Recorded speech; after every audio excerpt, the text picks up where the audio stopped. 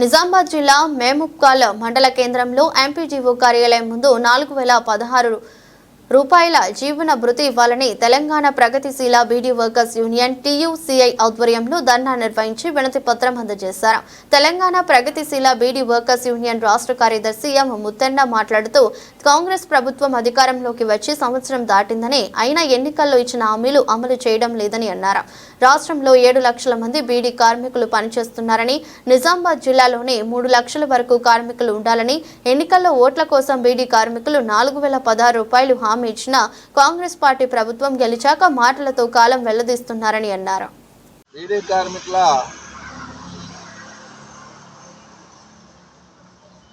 జీవన భృతి 4016 రూపాయలు ఇవ్వాలని చెప్పేసి తెలంగాణ ప్రగతిశీల బీడీ వర్కర్స్ యూనియన్ ఆధ్వర్యంలో ముప్కాల్ మండల్ నిజామాబాద్ జిల్లా కేంద్రంలో ఈ కార్యక్రమం చేయడం జరుగుతుంది. అయితే ఎన్నికల ముందు మనల్ని పరిపాలిస్తున్న రేవంత్ రెడ్డి ప్రభుత్వం, కాంగ్రెస్ ప్రభుత్వం స్త్రీల ప్రయోజనం కింద 4000 రూపాయలు ఇస్తా అని చెప్పేసి హామీ ఇచ్చిండ్రు.